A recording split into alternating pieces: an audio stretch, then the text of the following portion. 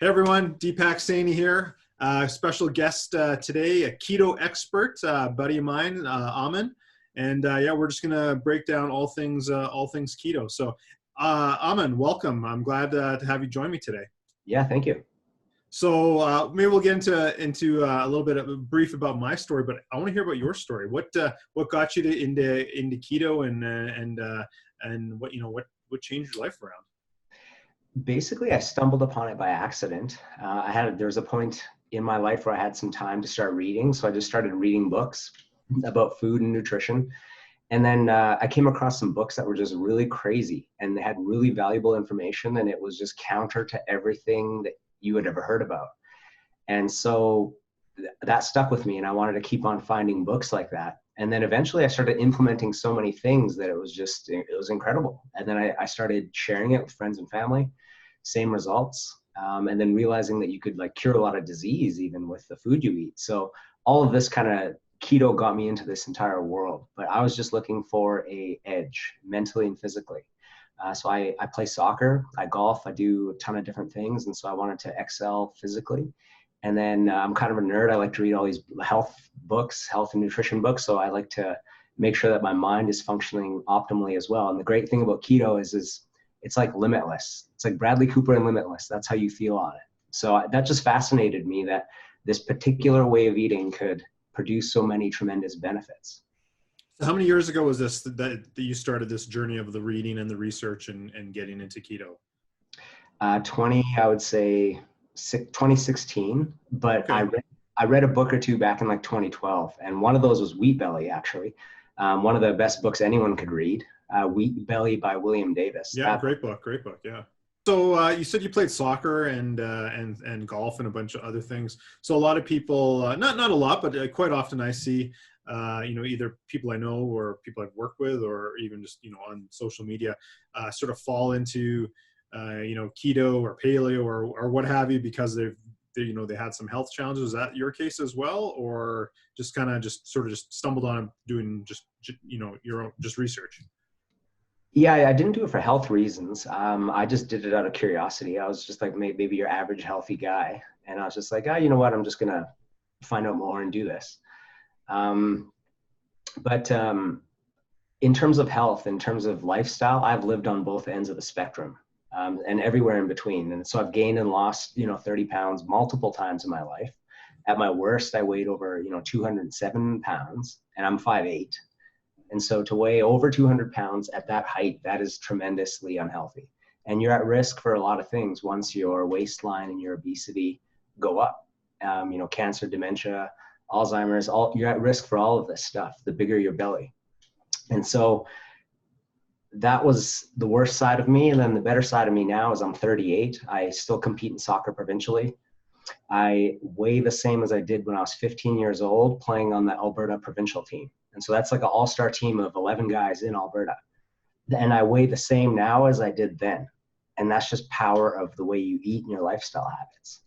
Okay, so cool. So yeah, so your story is somewhat similar to mine. Again, fluctuated. I'm a little bit taller than you, but I got up to 270 pounds at my heaviest, and now I'm plus or minus a few pounds, basically where I was in junior high. So I don't do quite strict keto. I'm probably in ketosis portions every day, but I don't really follow strict keto. But we're going to get into that in a second. So, you're the expert here. So why don't you tell me or tell the audience how, what is ketosis? Keto short for ketosis. What is ketosis, and what's maybe a bit of the history on it? Sure. So ketosis is a special metabolic state produced when your own fat is being burned as fuel. And a product of that is ketones. And so ketones can be used as a fuel source in your body. A lot of people are familiar with measuring it. So on your breath, in your blood, and in your urine. And everyone knows keto sticks, obviously. And there's keto breath. That's something you might hear. And that's this like metallic taste in your mouth when you're in ketosis. So it's a natural state of being, and it happens only in food scarcity or if your body has become so good at burning fat that basically it's functioning really efficiently because it has to. And so that's what we all want. And one of the two benefits of, and then I pair that with fasting. So keto and fasting. And the reason I pair it with fasting is because of autophagy and apoptosis. So if any cells in your body are not working correctly and they should be terminated, well, that's for the good of your entire being of your body. And so that's pre-programmed cell death, is apoptosis. Any cells that aren't behaving or working correctly, they commit suicide. For the cells that are working correctly, and then there's little organelles and structures in the cell, if only the defective ones are broken down and recycled, that's autophagy. So that's the second benefit, apoptosis and autophagy with fasting. Sorry, we got off topic. What were we talking about before that? No, that's great. I was just about to ask you about that. So to define those. So that's perfect. I mean, I know what those are, but maybe some people might not. Yeah, so that's perfect. I did have a question, and we'll kind of get back to where we were, but I don't want to lose this thought. So back to the keto breath. You hear this all the time, and it's like keto's dumb. You're gonna get this, and blah blah blah, and all the other stuff.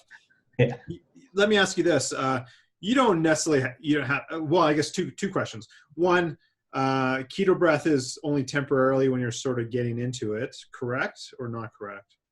Well, I have a buddy that's done keto for years, and he still has keto breath, and his wife lets him know. Okay, fair enough. That could still be individualized, I think. I don't think that's a broad statement, I don't think. And then two, you talked about the metallic taste. You can be in ketosis without having that as well, for sure, right? Yeah. I know sometimes I don't measure. I just kind of have a good feeling of where I'm at. Again, so that mental capacity and just being efficient and not being hungry. And I also pair with fasting as well. And sometimes there's the odd time I'll wake up and I'll kind of have that taste in my mouth. But that's not that often. But I'm pretty sure by the time I get up, or definitely by the time I'm into my extended mid-morning my fast, I'm sure I'm in ketosis until I break my fast around midday. So I guess we were kind of at the back of the history of ketosis. Yeah, so you can imagine through evolutionary time that it would have been normal to have this feast or famine approach. A lot of the times of the year, food just wasn't available. Like in Calgary right now, it's -40 out. So imagine if we lived 1,000 years ago and we have to go find food right now. And you can imagine how harsh life would have been. There would have been vast periods of time where food wasn't available. We had to just hunker down, try to survive, try to get through this night, try to get through this month of winter like this, and not hunt for food because you can't, it's too cold. What's more important, hunting for food or staying warm? And you're going to stay warm first. So life was harsh, and that's how we evolved in that crucible. And now our life is vastly different. There's processed foods. Our bodies have to ingest these foods that it's not familiar with. So I mean, keto is just going back to a return of food in its more natural state, and not eating processed foods, not eating GMO. Back in the day, you can imagine maybe 1,000 years ago, you killed a buffalo and you had enough meat or food for your tribe or yourself, for days maybe, and then nothing for a month. And imagine that kind of feast and famine. And there was a great analogy I read that said, if you took a roll of toilet paper and you unraveled it, the whole thing, you unraveled all of the entire roll of toilet paper, the period of time in human history when food was readily available would have been one sheet long. Mm-hmm. And the rest is when it was hard to find food, and it was just starvation was like a real threat every day. Yeah, great analogy. Totally. It was pretty cool. When I heard that, I'm like, that's amazing. So so I totally agree with you as well, and that's quite widely accepted. Your explanation you gave perfectly. But as far as the scientific community and sort of being used for treatment, I think with epilepsy, to start with like the late 1800s, early 1900s, right thereabouts. I think it was 1920s. 1920s. Okay. Again, right, for epilepsy specifically, and then I think it's only maybe you probably would know better than me, but maybe the last 10, 15 years, maybe, that now they're doing some more research on other conditions and using a state of ketosis to treat other conditions, cancer mentioned exactly earlier, et cetera? Yeah, it's coming back as a treatment method, but it's interesting because keto was used to treat epilepsy starting in the 20s and 30s. But then around 1945, Big Pharma found a drug for it, I think. I can't remember what book I read that in, but Big Pharma found a drug that could rival it. For, And then, epilepsy drug you're talking about? yes. Yeah. Okay. Just want to be clear. Yeah.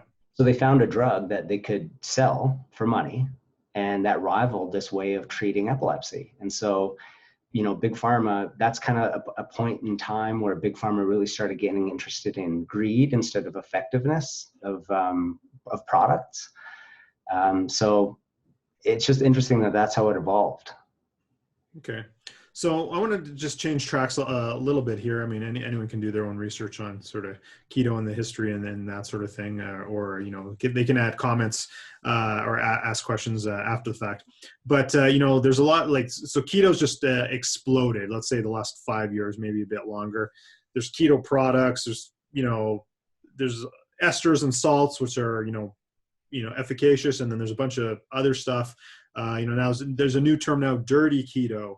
And you probably yourself as well. I run into people, friends, family, coworkers, what have you, that are like, oh, I tried keto and it didn't work, or like, yeah, I tried keto for a while and I got good results, but then it was hard to maintain, blah blah blah. And then I always really wonder, like, what are they actually doing? Do they even know what they're doing? Especially a lot of those products that are keto friendly. I think people, it's just a marketing thing. People are just slamming a label on something now. So can you maybe speak to that? What's a properly structured keto diet, ketosis diet versus, and obviously there's going to be shades in that, but then what's sort of the dirty keto, so to speak, that's on the other side? Okay, good question. I would say, so dirty keto, let's talk about bacon. Everyone loves bacon, right? People hear this keto and they're like, oh, you get to eat bacon and you lose all this weight? Like, yeah, sign me up for that. But you got to source the quality of your food really, really carefully. So with bacon, for example, you don't want nitrates or nitrites or added sugar. So all food exists on a spectrum. And when it comes to bacon, you want no nitrates, nitrites, and sugar added. So that's one example. So doing dirty keto would be eating bacon that has nitrates or nitrites, and clean keto would be eating bacon that doesn't have nitrates or nitrites or added sugar. So it's basically just eating animals that are cleaner. So when we're talking about meat or chicken, would you even go as far? Sorry to interrupt. Would you even go as far as to say, commercial farmed versus like pasture raised yes, as well? Yeah, and I was about to say that too. So okay, great. No factory farming at all. So that means animals that aren't injected with antibiotics, hormones, and they're not under stress. And so they're actually allowed to be out in their natural environment and roam in the sun and in the wilderness and be happy animals, and make sure that the animals are fed a proper diet. So for example, with cows are ruminants. They want to eat grass. They're made to eat grass, but that's not what happens in factory farming. In factory farming, they feed the animal GMO corn, wheat, and soy. So they feed the cow food that the cow wasn't meant to eat. And then they inject it with antibiotics and hormones. And then we slaughter it and eat it. But think about what that's doing in you. So that's why we want to make sure that the cows are pasture raised. They're grass fed 100%. And that means their whole life. Because what happens is, for the first part of the cow's life, the farmer could feed the cow GMO corn, wheat, and soy. And then at the very end, just before the farmer decides to slaughter the cow, he could feed it grass. And then therefore he could say the cow has been grass fed. The cow was only fed grass at the very end of its life. What happens is feeding GMO corn, wheat, and soy to a cow makes the cow fat and big. And that's what a farmer wants, because then you can sell more meat. So that's kind of a couple of the reasons that go into it. Antibiotics, because the cows are so sick in these crowded conditions that they need antibiotics. There was a great stat I read that said 80% of the antibiotics in the United States are made for that industry, which is pretty wild. I've heard that as well. I've also heard, and not to get too off the keto track here, I want to kind of come back to the proper keto versus sort of dirty keto. Right. But I also heard that, more antibiotics are used in farmed fish than actually in cattle. There's even more antibiotics used in fish farming. So that's something I'd heard. So. And that was a huge mistake I made as well in terms of dirty keto. Is I was eating farmed fish that I bought from Sunterra, and I thought I was being so healthy. And that doesn't even talk about heavy metals in fish as well, which is becoming more and more of an issue. Sure. What about some of these, I guess also too, obviously, I guess we maybe didn't get to we should have defined this earlier, but a ketogenic diet is a diet that's, and correct me if I have some of these numbers wrong, that's, upwards of 70, 80, 90% fat, with the rest being a mixture of low carbohydrates and some protein thrown in there as well. So I think a lot of people think, oh, fat, I can eat donuts or some special donuts that they might be low carb, but I think that's part of the dirty keto equation. So are you seeing some of that, or maybe can you compare and contrast? Yeah, I mean, I don't see that so much. I think people are starting to understand that there's a such thing as healthy fats. Like fat can be healthy. It's good that people are starting to become aware that there's a spectrum that fat exists in. There's good fats and bad fats. Just like when it comes to carbohydrates, I like to say that there's good carbs and bad carbs, because the term carbohydrates is so vast. There's so much food that falls into that category that it's just like a catch-all for a lot of stuff. Yeah, I find, sorry to interrupt, but I find that a lot of people, when they say carbs, they actually mean grains. Mm-hmm. When they're using the word carbs, they actually are thinking pasta, bread, buns, cereal, what have you. They're making those like synonymous, but grains are just a subset of carbs in general, right? Yeah. So we were talking about dirty keto. The other thing I was just going to say as a general keto thing to do is, it's a big mistake I see people make, and that's still drinking sugary drinks. Like, that's one of the things that I try to get all my clients to get away from, is that idea that drinking sugary drinks is normal, because it really isn't. If you think about it from an evolutionary point of view, when in evolution would starving, hungry hunter-gatherers come across a bunch of oranges and squeeze the juice into cups and drink that? They would just eat the entire orange. And the important thing there is that when you eat the entire orange, the fiber is there. And that's the important thing. Fiber slows the insulin response, and keto is all about insulin. So when that fiber is there, that's why I'm a big fan of whole food diet. And I do think some vegetables should be in there.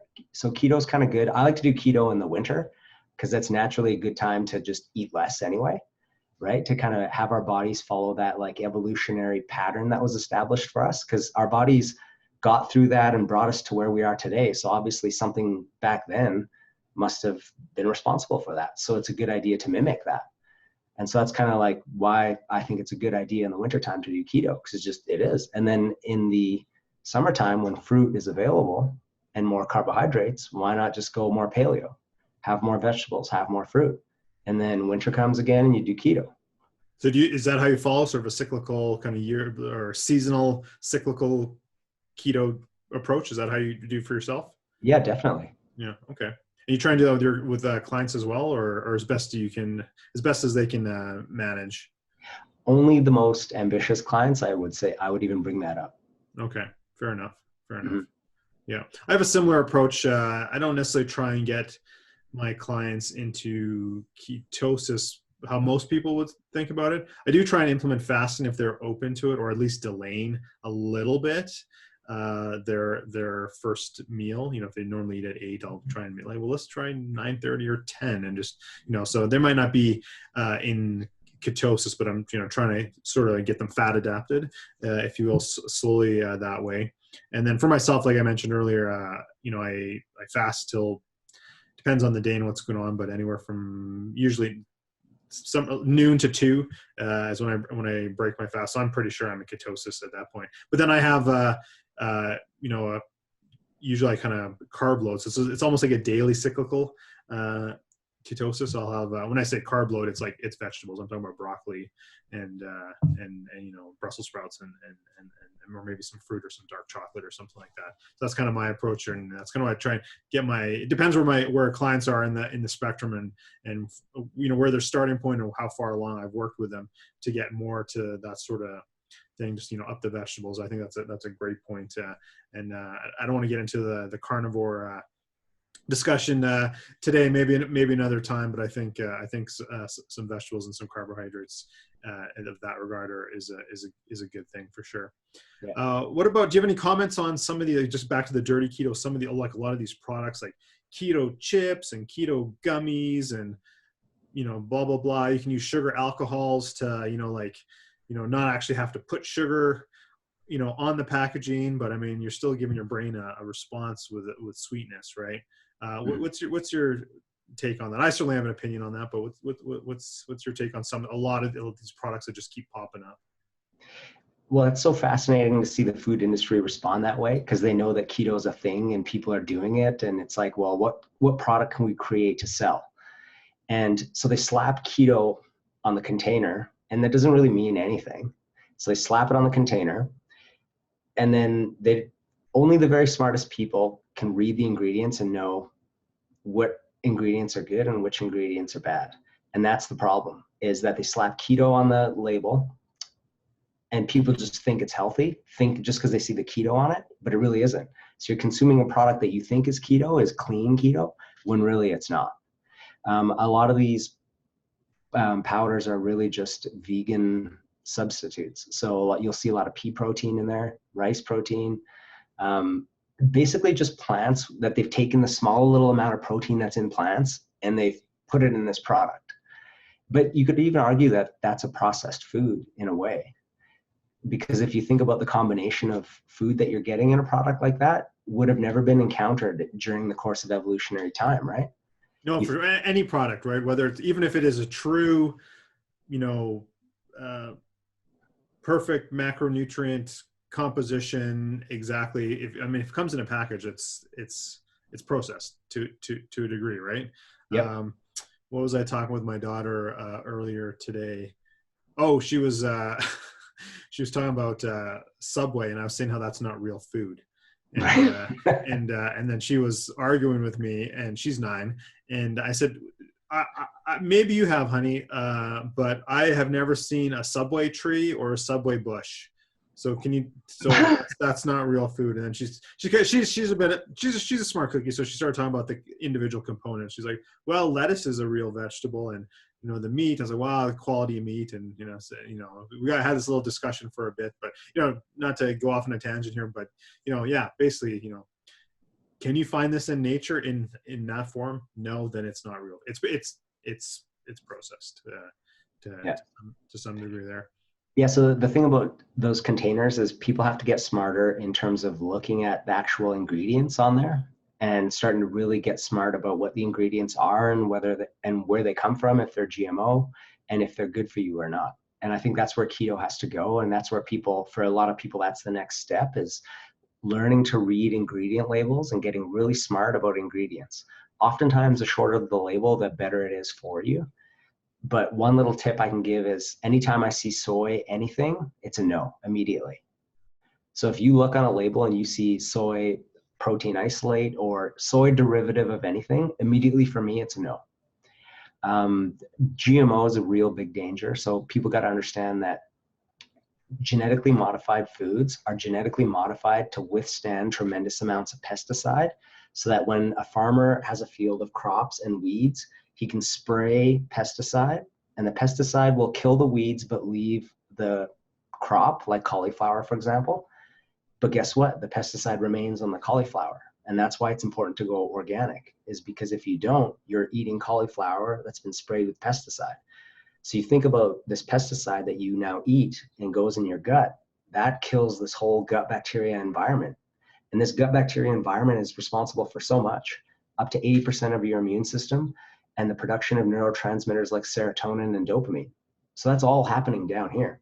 So the worst thing you want to do is drink Roundup, because you're putting that in your gut. And a lot of people don't know, but anytime you hear the phrase GMO, think it's been sprayed with chemicals and I'm eating chemicals. That's what you got to think of. And that doesn't even consider some of this DNA stuff that's happening in GMO. Like apparently there's some genes in GMO corn that can actually incorporate themselves into our DNA once we eat it. Oh, that's interesting. I haven't heard that. Yeah. That sounds like a rabbit hole. I don't know if we want to go down that one right now. Well, But a couple things. Sorry, go ahead. I'll let you finish your thought. I had a couple thoughts. well, there's 2 books I got to read about that, but it's just fascinating. So I do hope that people get smarter at reading labels, basically. And so one great book about that is Vani Hari. She's called The Food Babe, and she wrote a book called she wrote a book called Feeding You Lies. And in the back of that book, there's a fantastic glossary that explains every single product that you see on a food label. So for example, if you go to the grocery store and you look for whipped cream and you look at the ingredients and it says carrageenan, or it says mono and diglycerides, and you're like, well, what is that? I don't know. But in this book, it actually tells you what it is and where it comes from. And so once you get involved in this world and start actually like digging and finding out where food comes from, it becomes quite fascinating because you start to look at the food labels of everything. And I know it's kind of scary sometimes, but you look at like Metamucil, for example. A lot of people would take Metamucil for constipation, but they don't know that if you look on the ingredient label of Metamucil, there's a food coloring in there. And it's yellow number 6 or 5, but five, yeah, 5, yeah. Yeah. Linked to cancer. Great book about that, The Metabolic Approach to Cancer by Nasha Winters. So I mean, people just got to get really smart about labels and knowing how to read them and understanding that shorter is better and real food doesn't need a label. Perfect. Yeah, just let's wrap up a couple things and a couple comments. So yeah, I agree with you 100% on that. Yeah, I don't do soy myself for sure for the GMO reason and potentially the estrogenic effects of soy as well. Yeah, I think that that's the biggest thing is people need to be aware and learn how to read labels and what some of these things are. And if you can't pronounce it, you shouldn't have it. You know, that's a very simplistic, but it's, you know, that gets you probably 90% of the way there anyway, if you can't pronounce it. And yeah, I know in our family, once I kind of made this journey for my own health and now start working with people and again, and continuing to educate myself, excuse me, you know, some of these products and, you know, what do they actually do? And some of them are in everything almost. So yeah, that's a huge thing. If there's a one point of anybody watching this, you know, is maybe not even, that's not even keto related, but just understand what's in your food and what's in the labels. And it's unfortunate that the lobbyists have been able to play these games with the labels and what they can say and not say on our food labels, etc. Yeah, that's really good. I'm gonna check out. I know of that book. I haven't read it, but that might be a good almost a handout for people, clients or otherwise, for that. I just want to talk about the yellow number 5. I have a friend here. She's a neurologist, one of the top neurologists here in my city. And I listened to her talk, and they've done studies for brain health with yellow number 5. So think about foods that your kids are eating. I won't name anything specifically that's yellow. I'm sure everyone knows exactly what I'm talking about. You're right, and you're feeding that to your kids, and it's impacting their brain health when they're developing. Yeah, so that's a big big no-no on that one.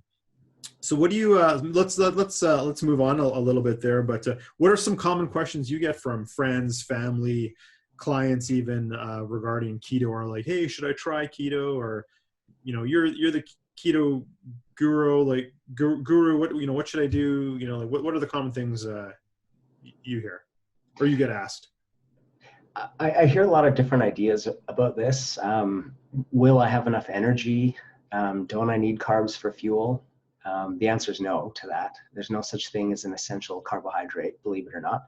There's essential amino acids, which is protein, and there's essential fatty acids, which is fat, but there's no such thing as an essential carbohydrate, which is interesting. So a lot of people think, don't I need carbs for fuel? And it's like, no, you really don't. Isn't fasting starvation mode? And this is kind of a Weight Watchers concept that gets taught. It discourages fasting and calls it starvation mode. I would in fact say that they're referring to apoptosis and autophagy. those two processes I mentioned earlier about Right. cell repair. I think they're actually referring to that, but for some reason they call it starvation mode, like it's bad and you should fear it, and therefore eat all the time, 3 meals a day, 3 snacks in between. Being scared of keto flu or keto breath. Let me stop you right there. Sorry to interrupt, but I don't get to. So keto, let's go keto flu. Did you experience that when you got into this, or any of your clients? Because again, I never, because I never went from standard American diet, Canadian diet, Australian diet, whatever you want to call it, government regulated food pyramid, what have you, to how I am now. I had a gradual progression, so I think I eased my way into it. I became fat adapted over time, so I never went through that. But yourself or clients, does that like, you hear it all the time, people talk about it, but I think it's because they're going from one extreme to not to say that keto is extreme, but it is a difference from the standard, so to speak. So I think that's when maybe people get it. Like what have you seen, or with yourself or otherwise? I've seen everything, I would say. I personally did not experience it. I think it matters if you're an athlete or not an athlete, and whether you're a competitive athlete. My buddy is a competitive athlete, and he experienced it hardcore. And I think he was just such an elite competitor, and he pushed his body so hard that he just needed food all the time. And that's a thing bodybuilders do, right? Is that they're eating all the time. Like Schwarzenegger's 1970s documentary, Pumping Iron. If you watch that, is like A classic. A classic. It is a classic. Yeah, absolutely. Most people just get through it in like a day or two. I think it depends on your body's detoxification and how good your body is at detoxing. Because depending on what you're doing, if you went from standard American diet and say you weigh over 300 pounds and you have a lot of body fat, a lot of toxins are going to be stored in that body fat. Because of your food and lifestyle choices, your body was trying to save you, sequestering these toxins in your fat tissue. And now all of those toxins that have accumulated over years or decades have to come out and be released. So it has to be mobilized first in your body and then excreted. But that's a two-step process: mobilized and then excreted.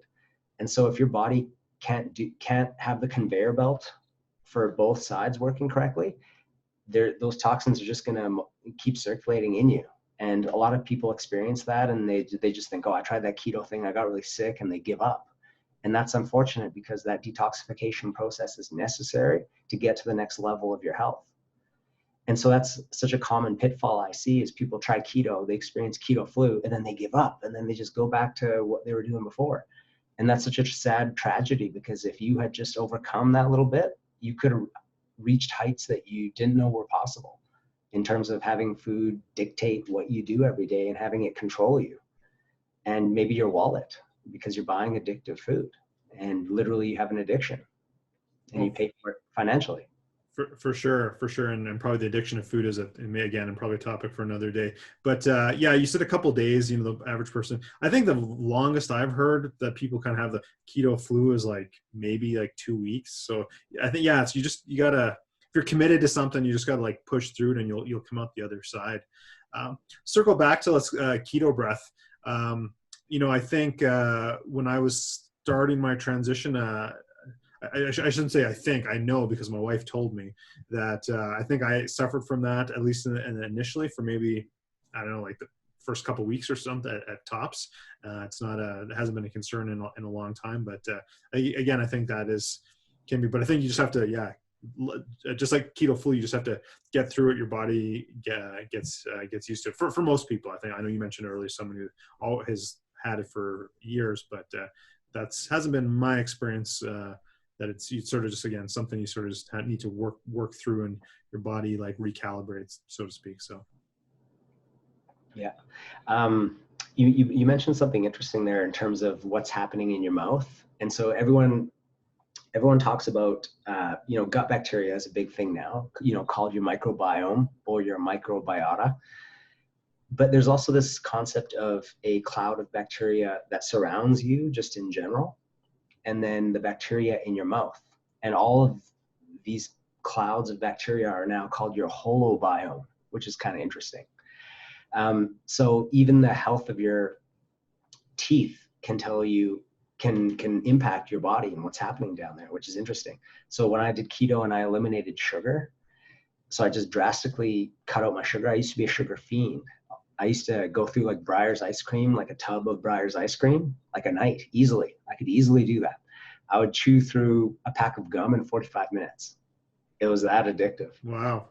To me. And it's funny now because I looked at gum the other day and I saw the ingredient in there was aspartame. And aspartame's a neurotoxin. And it's addictive. So that was the crazy thing, as I was chewing this gum. But yeah, so I was a sugar fiend. And then when I went to the dentist, he would tell me the same thing every time. He would say, "You have gum disease. It's getting worse. It's getting worse." I would hear that from my dentist every 6 months for years. And then when I started doing keto and using a different toothpaste, a more organic toothpaste, and I stopped using Listerine, he said, "Your gum disease stopped." He's like, "Whatever you did, it halted it." So just to be clear, not reversed, but stopped the progress of it. Well, it depends on each tooth, right? And so that just what it is for each tooth and in general. Sure, fair enough, yeah. But I actually had some pockets did reverse. He said that the gum actually like grew back. Cool. Yeah. Which is interesting.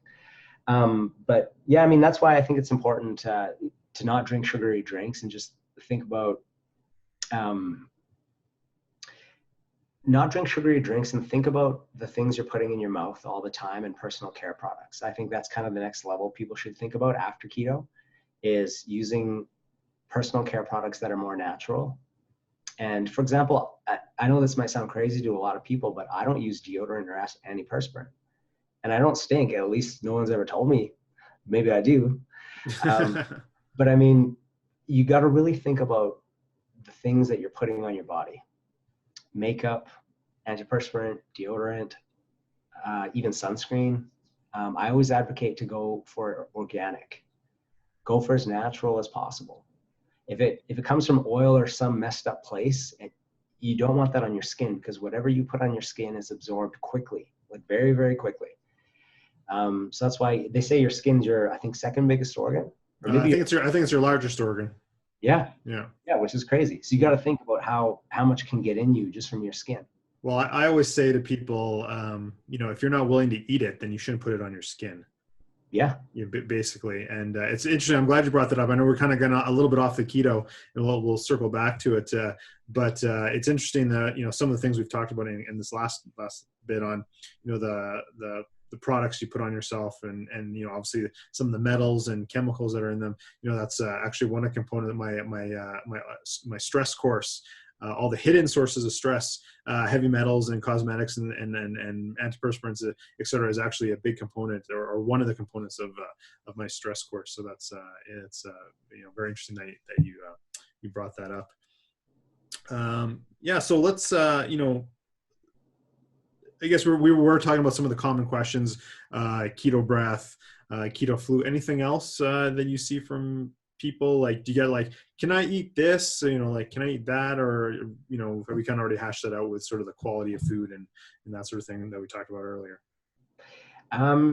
Yeah, I mean, a lot of people, some people find it restrictive.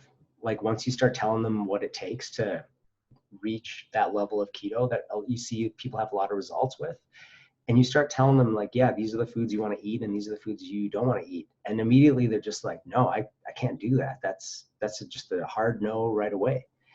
So, I mean, some people find it restrictive. That's why I like to encourage paleo a bit more, because paleo is kind of just like keto with a bit more of what I call good carbs, like fruit, for example, when it's seasonally available. To be quite honest, I've never had anyone a client myself, say like, hey, I want to do keto. They just want to be healthy. They want to, solve XYZ problem. And I kind of take them to a low inflammatory paleo approach myself. And again, with maybe when they're ready, incorporating some fasting, if they're open to that, then they might get into towards the tail end of working with me. They might get into like a cyclical ketosis, but that's not always the case. But yeah, I kind of take a more I hate to put a label on anything, but yeah, if I was more of a sort of a low inflammatory paleo type of approach is what I typically work with my clients on. So. Well, you know what, instead of answering people's questions like that, I think the bigger job is to overcome a lot of the thinking around food that's developed around the last 60 years. I think that's the bigger issue of what I constantly face. Because with every single health concept that's out there, everyone has an opinion and they don't know how good that opinion actually is, whether it stands on solid ground. So for example, if I said breakfast, what do you think of? Most important meal of the day. What if I said saturated fat? Bad for your heart.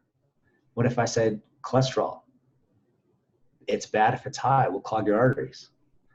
What if I said, I mean, those are a lot of good examples of health concepts. Yeah, I think it's through people, many of us out there, the two of us included, I think we're slowly changing around. The science is coming around. The media is slowly picking up some of this true science and some of these,